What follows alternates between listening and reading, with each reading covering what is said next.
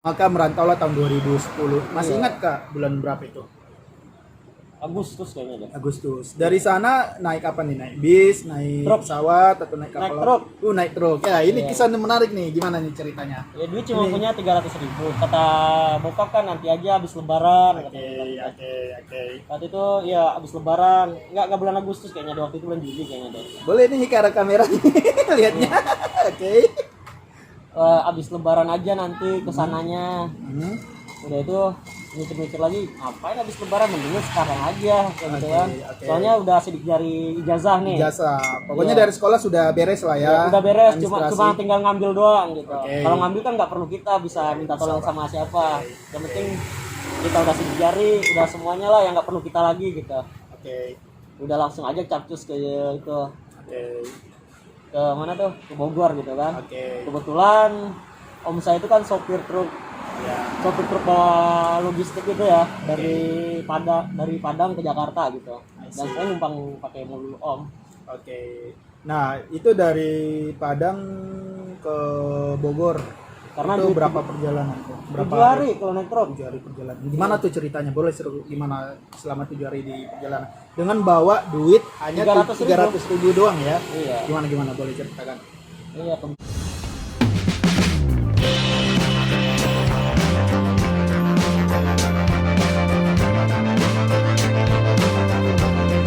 Halo guys, kembali lagi bersama saya Jujun Channels dan dalam acara KKJ Kombur Jinison bersama bintang tamu.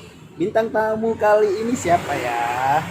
Bintang tamu kali ini ya saya ingin memperkenalkan mungkin seorang teman, bukan mungkin ya memang teman saya yang sudah kurang lebih 2 tahun atau 1 tahun ya, 1 tahun 2 tahun kurang lebih. Sering bersama saya apalagi di dunia kerja, di dunia nongkrong atau apa segala macam. Oke guys, kira-kira siapakah beliau? Kita perkenalkan. Hello, welcome. Siapa namanya? Silakan. Dayat.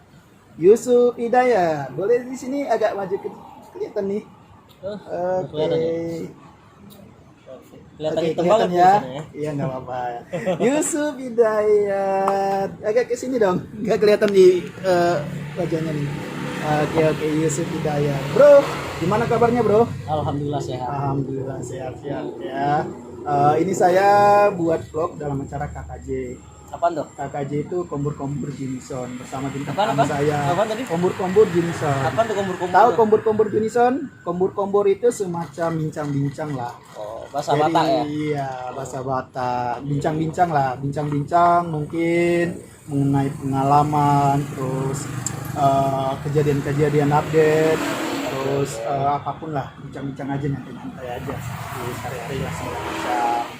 Oke, guys, sebelum kita lanjutkan, bilang dulu jangan lupa subscribe Oke, jangan lupa subscribe dan like dan share, dan komen. share Jujun Channel ya. Iya benar. Sekali lagi ya, jangan lupa like, subscribe, comments, dan share juga ke teman-temannya Jujun Channels. Oke, kali ini saya mau ingin tahu nih tentang Hidayat. Hidayat di Jakarta ini sudah berapa lama nih? Maksudnya perantau pertama kali di mana, tahun berapa, seperti apa? 9 tahun.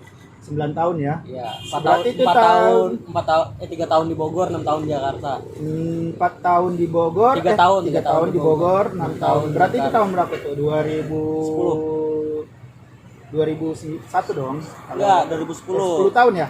Iya, 9 tahun ya? iya. 2010 ya. Iya. Oke, Hidayat Udah kalau lebih 9 tahun kali ya. Iya, 2010. Hidayat berasal dari daerah Sumatera Barat. Sumatera Barat. Berarti Sumatera Barat itu adalah Padang ya. Lu banyak sih, ada Bukit Tinggi, ada Pariaman, ada Padang. Pariaman. Aslinya lu sendiri dari mana nih? Pariaman. Pariaman. Oke, I see. Perkenalan kita itu seperti apa nih? Tapi sebelum perkenalan kami ini seperti apa, saya ingin membahas dulu bagaimana dia pertama kali di Jakarta. Asal mualanya di Jakarta itu gimana, seperti apa gitu? Boleh ceritakan ke teman-teman subscriber kita. Kerja sama paman sih. Oke. Pertama Pertama itu tahun Bogor, 2010 ya. ke Bogor ya. Pertama tahun 2010 ya merantau itu ya. Lulus SMA kerja sama apa tuh? Kerja sama Om ya. Oke. Kenapa tersirat bisa ke Jakarta? Ya karena orang tua kan orang nggak apa tuh namanya tuh, dibilang susah juga enggak sih, bilang kaya juga enggak. Itu di kampung tuh. Iya. Kenapa langsung ke Jakarta itu? Karena saya kemarin kan kita cerita-cerita nih, guys. Kita sempat cerita-cerita.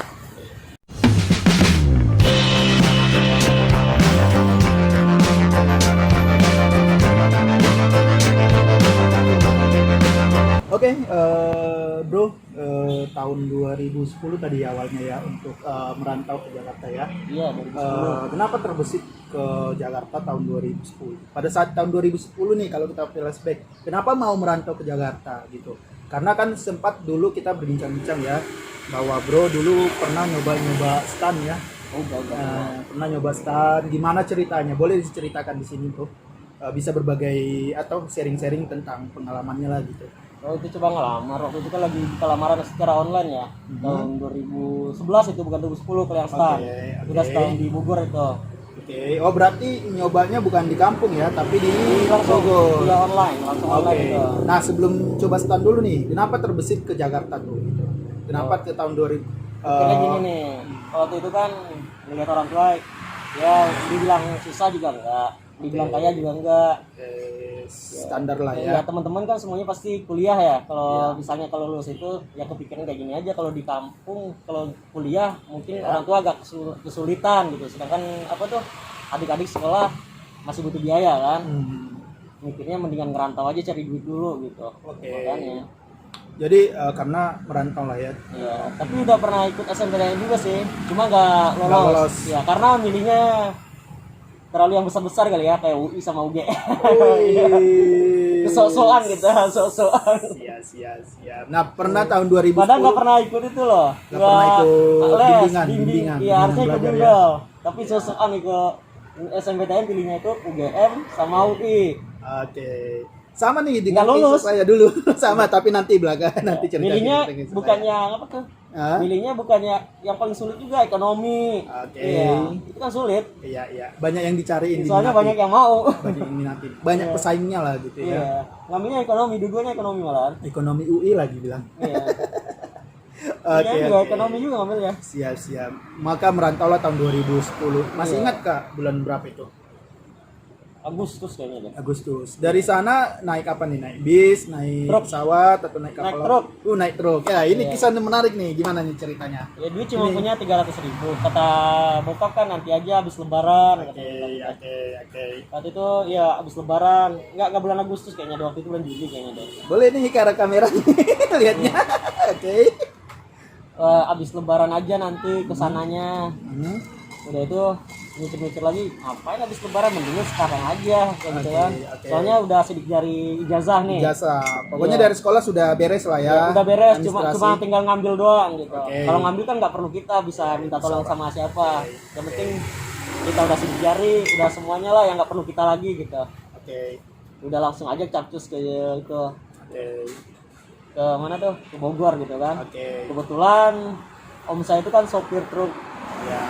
bawa logistik gitu ya, dari Padang ke Jakarta gitu. Dan saya numpang pakai mobil om.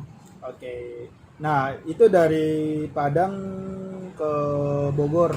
Karena itu duit- berapa perjalanan tuh? 7 hari kalau naik truk. 7 hari perjalanan. Gimana tuh ceritanya? Boleh seru gimana selama 7 hari di perjalanan? Dengan bawa duit hanya 300.000 doang ya. Iya. Gimana boleh ceritakan? Iya betul, karena sama om jadi makan nggak bayar. Itu duit 300.000 utuh sampai Bogor. Oke. Pernah ada cerita menarik nggak selama di dalam perjalanan 7 hari ke Jakarta itu? Apalagi Menariknya naik apa ya? truk. Ya normal aja sih. Kalau Normal-normal naik aja truk sih biasa-biasa aja sih. I Cuma see. perjalanannya aja yang lama, itu aja. I see. Pasti boring lah ya. Boring Satu sih sisi- enggak, cuma Oh, kita enggak ya? kan ini saya ya. Kalau gua aja mendingan ya, lebih enak ya. Kalau saya itu kayaknya formal banget ngobrolnya. Oke. Gua kan itu pas naik truk gitu kan. Hmm. Enggak memang dia ikut rombongan om, tapi dia rombongan itu kan ada 2 mobil 3 mobil. Dan gua nggak naik sama yang om gua, naiknya sama yang temannya ini. Oke. Ya, karena yang di om gua itu udah 3 orang penuh. Oh berarti lu bukan di truknya om lu, tapi Iya. di temannya. Tapi Iya. jalan Jalur, sama-sama. iya jalannya sama-sama. Kerombongan setiap truk pasti konvoy dia. Iya, Gitu. sih. Iya. Dan Karena, sama tak- temannya. karena takut di jalan terjadi yang namanya bajingan apa? Bajing loncat. atau apa tuh? Sorry guys. Misalnya di tengah hutan bannya bocor kan ada yang itu.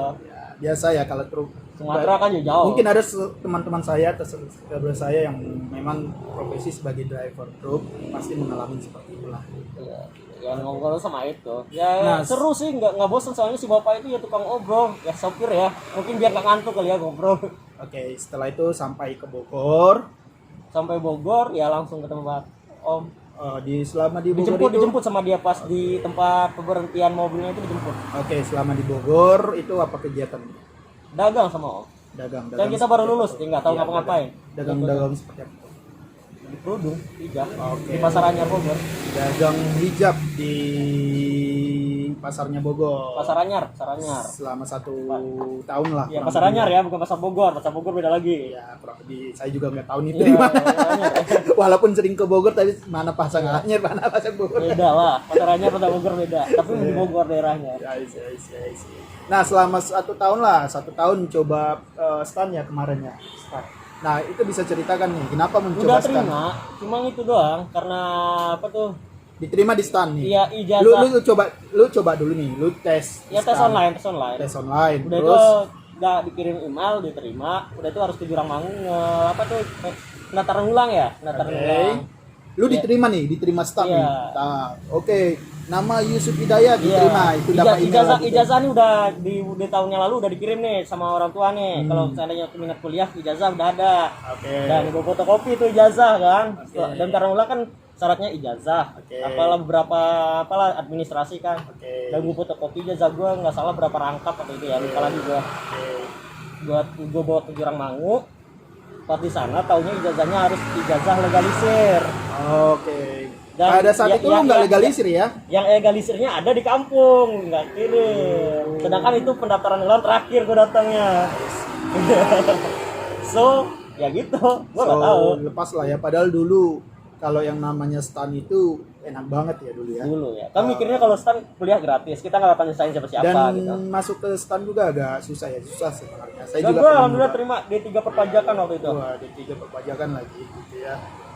Lu bakal jadi pengikut Gayus Tambunan tuh lu. Enak am. Oh iya lagi hangat-hangatnya garis tambunan dulu tuh waktu itu gue masih ingat tuh.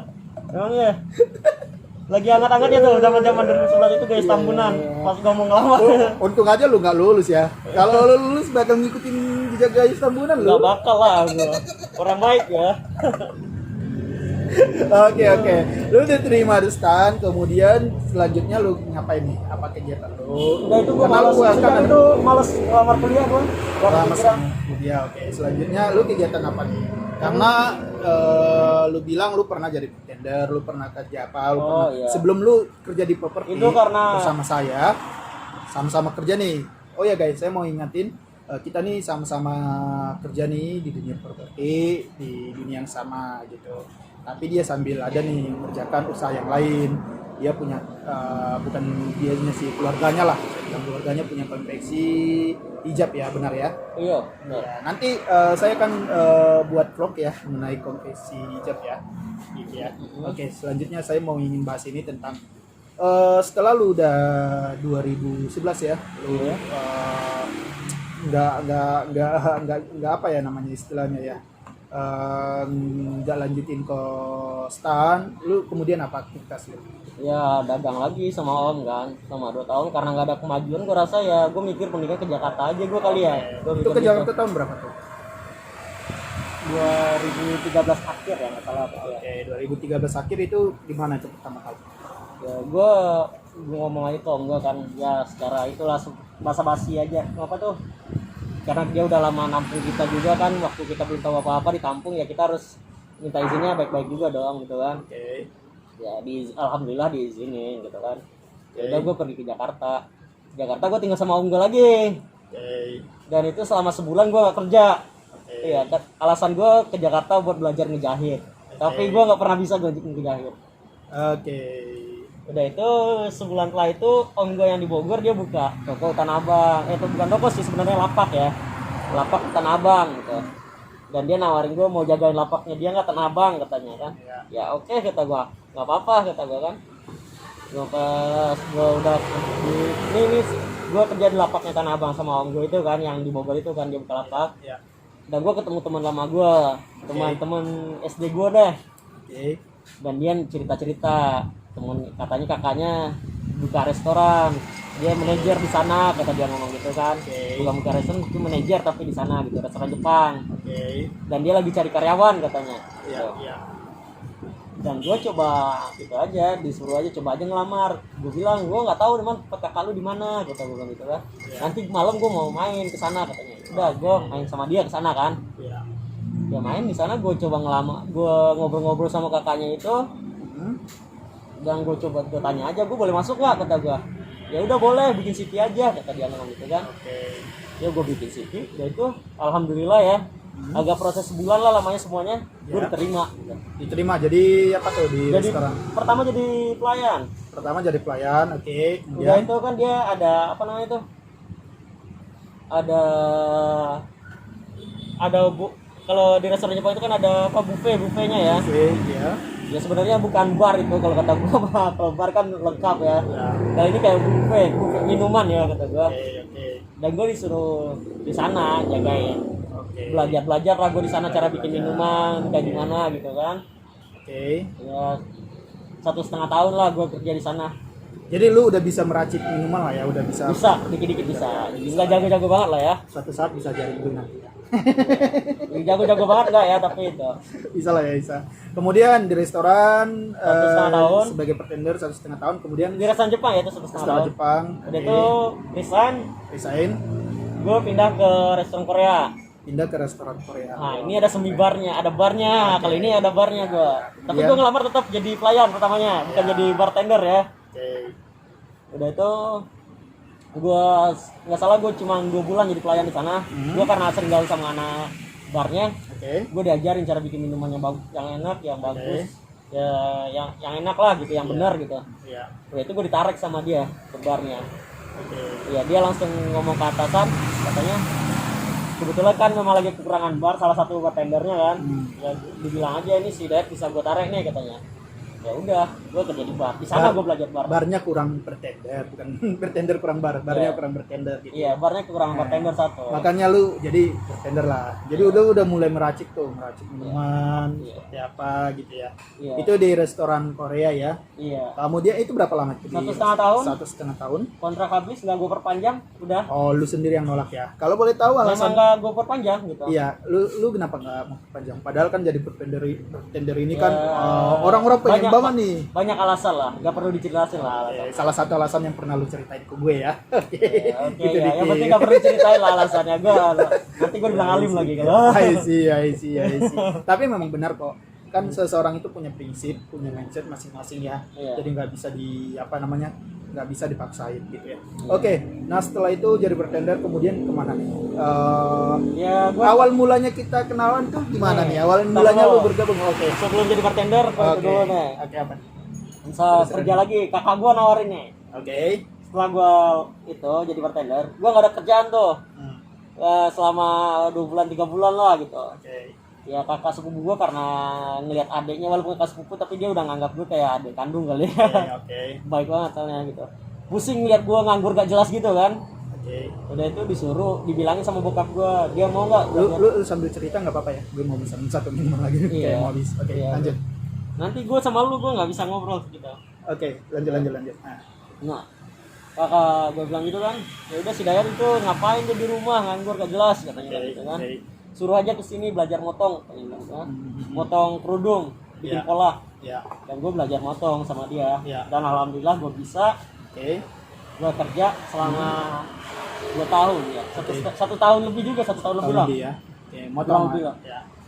Kerja sama Di dia. industri konveksi lah ya, konveksi. Udah itu gue mikir, gue konveksi, keluarga gue semuanya udah konveksi, gue mau cari yang beda dari yang lain lah kata gue. Oke. Gitu kan. Gue kalau mau bikin usaha beda lah dari keluarga gue yang lain gitu kan. Oke.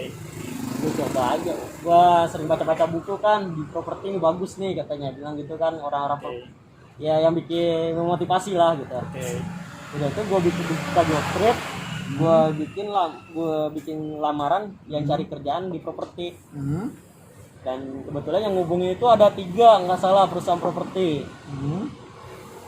Udah itu yang 2 ini kebetulan karena gue nggak bisa, waktunya nggak bisa waktu itu pas interviewnya, gue nggak datang nih 2 ini. Pas yang di Senturi gue datang karena waktunya bisa gue. Lu ketemu gue ya? Iya ketemu dia yang interview gue langsung. Gue yang interview, terus gue lupa tuh kayak mana. Iya lu interview kan waktu itu lu ngadain seminar, gue ikut. Iya. Gue situ sebagai speaker ya. Lu ada seminar. Gue presentasiin ya gitu ya saat itu di kantor pusat ya. Kalau menurut lu nih, saat gue presentasi di kantor pusat gimana tuh? Gue mau kasih tanggapan dulu, jadi biar bisa jadi pembelajaran. Menarik sih. Menarik ya menarik tuh menurut gua. Kalau menurut gua ya, kan orang punya pendapat beda-beda ya. Kalau menurut gua menarik sih. Makanya lu mau, karena gue presentasi menarik, makanya lu mau bergabung ya. Kebetulan memang gua pengen. Dan dia presentasinya juga itu. Pertamanya gua masih ragu awalnya, karena kata dia nggak dikasih gaji gitu. Iya. Nah gua mikir, gua setiap hari 7 hari dalam seminggu kerja datang ke kantor. Gue mikirnya gitu kan. Masa gue nggak digaji? Kalau dia closing ya dapat duit. Kalau nggak closing gimana? Iya. Percuma dong gue, kata bilang gue. Akhirnya waktu itu gue masih malu kan nanyanya. Gue bilang, gue ngasih pertanyaan ke Pak Juni, nanti saya bisa ngobrolnya kita berdua aja nggak? Gue nggak mau nanya langsung di dekat orang banyak ya, malu gue. Dia kan memang nyuruh nanya siapa yang mau bertanya katanya. Iya, karena saya kasih setelah saya presentasi, biasanya saya kasih kesempatan untuk siapapun bisa bertanya. Dan gue nanyanya waktu itu maunya berdua aja, gue nggak mau itu dekat orang ramai karena gue masih agak malu waktu itu ya. Masih agak malu lah, masih kaku lah gitu. Dan gue tanya pas setelah selesai acara seminar gitu, dan gue nemuin Pak Juni.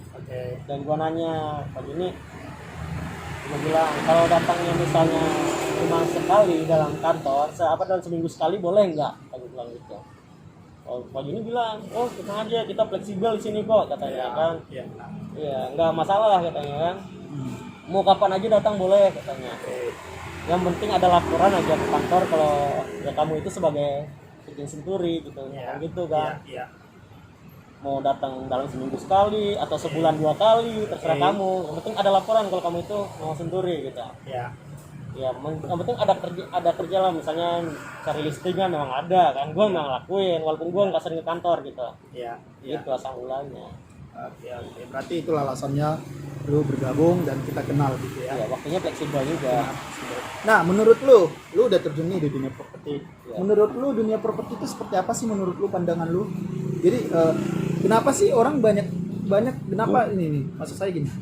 Apa alasannya lu mau terjun ke dunia properti, atau mengapa orang mau di dunia properti? Padahal dunia properti itu kayak di kantor kita anggaplah Sentur 21 Rasuna itu padahal nggak digaji kan. Padahal itu nggak digaji. Kalau kayak saya contohnya sekarang nih, saya nggak ada dapat gaji, kenapa saya mau kerja di situ? Padahal gitu, kurang lebih seperti itu. Apa sih prospeknya daripada properti itu gitu? Pertama, gue kenapa di properti? Gue itu orangnya pemalu. Dan mungkin kalau jadi marketing, rasa percaya diri gue lebih bisa dibangun lagi gitu kan.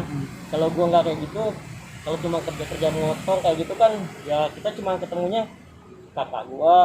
Ya itu karyawannya dia. Ikut aja ya di dunia. Ya udah biasa. Properti ya. Di dunia industri konveksi ya. Ketemu orang-orang baru, gue pasti kalau ngomong jarang ya. Iya, malu ngomong, wah nggak enak banyak itu. Gue mau belajar gimana cara ngomong yang benar, itulah. Sebenarnya lebih tepatnya gitu. Lebih pede, biar lebih confident gitu. Itu pertama banget ya gue sebenarnya kalau ikut marketing properti. Dan pasti uang lah gue. Gini, lu udah pengalaman nih, maksudnya lu udah bisa lihat lingkungan sekitar, agen-agen yang lain, atau orang-orang yang ya anggaplah yang antara setengah sukses dan berhasil sekali gitu ya. Menurut lu prospek di dunia properti untuk mendapatkan uang itu gimana sih gitu? Jadi biar teman-teman tahu nih, para subscriber yang lain, mengapa sih orang mau nih terjun ke dunia properti padahal ya nggak ada gaji loh. Terus apakah lebih besar orang yang mendapatkan gaji dibandingkan kayak kita ini gitu? Apakah income-nya akan lebih besar atau malah sebaliknya gitu? Ya kalau properti, kalau kayak agent ya, selain in-house ya, Ya. Kalau agent itu kan waktunya fleksibel. Pertama, lu bisa bikin usaha yang lain. Di sisi lain lu apa tuh namanya tuh di properti juga gitu. Mana tahu lu bisa jual satu, lu kerja gaji misalnya di apa tuh usaha apalah gitu, kerja 3,5 juta gaji, dan lu juga ikut properti nih, fleksibel waktunya. Kalau lu jual bisa jadi tambahan gitu, minimal gitu.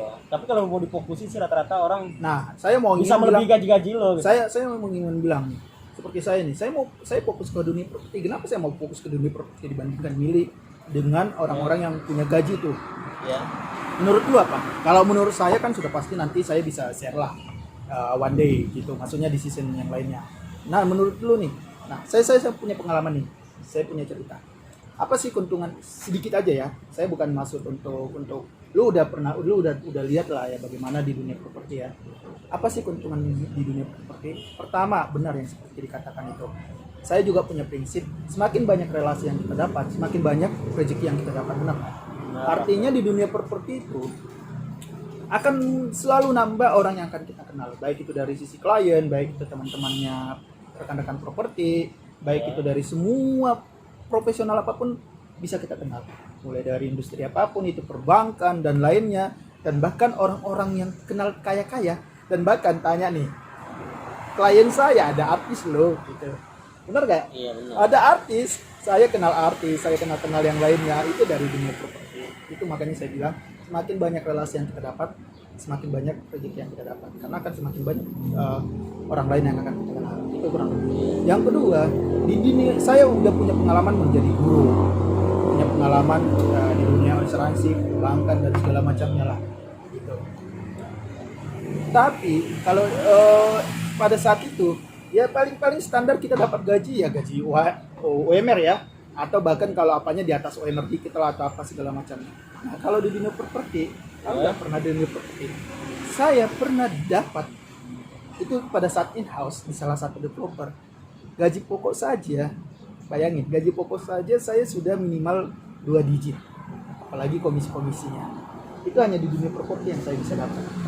Padahal dulu umur saya masih muda banget loh, beberapa tahun yang lalu, dan karirnya juga lebih cepat gitu.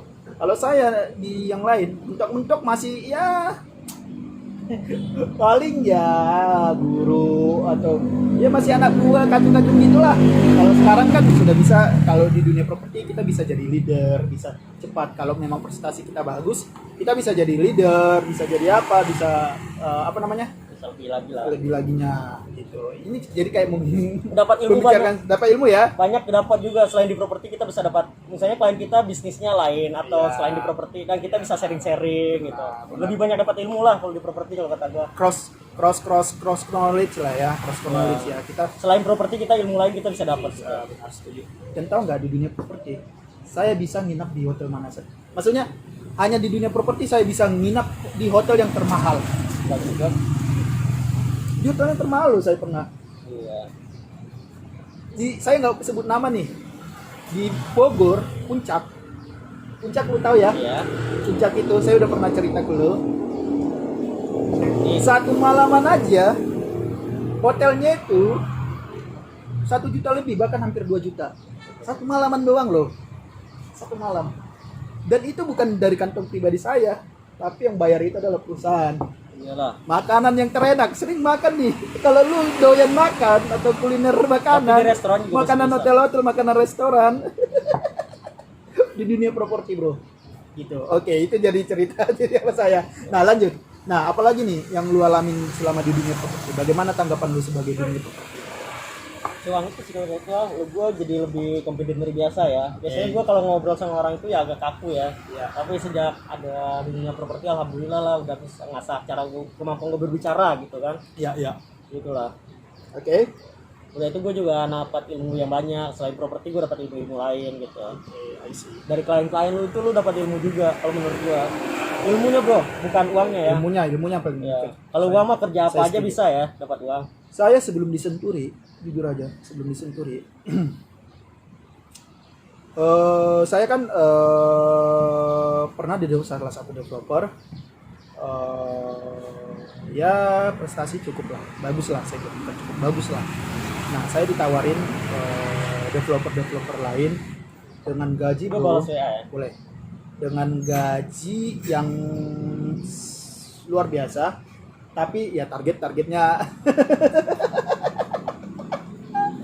aduh, buat orang geleng-geleng kepala bro gitu. Bikin kepala berasap ya. Geleng-geleng kepala berasap gitu. Ya maksudnya saya sebelumnya di developer Dari pernah mengalami dapat gaji yang saya katakan minimal 2 digit itu pasti dapat, tapi tiap hari saya nggak bisa tidur tenang bro. Jam 2 pagi saya masih diteleponin, saya bisa berhari-hari nggak tidur. Makanya saya ngambil yang fleksibel aja deh. Pada saat itu juga ilmu saya di dunia properti kan belum terlalu memadai ya. Iya. Makanya saya nyari ilmu sekaligus nyari duit, nyari fleksibel, enaknya segala macam. Makanya saya ngambil di salah satu kantor properti, kantor agent properti. Itu sih ceritanya. Kemudian apa lagi nih? Apa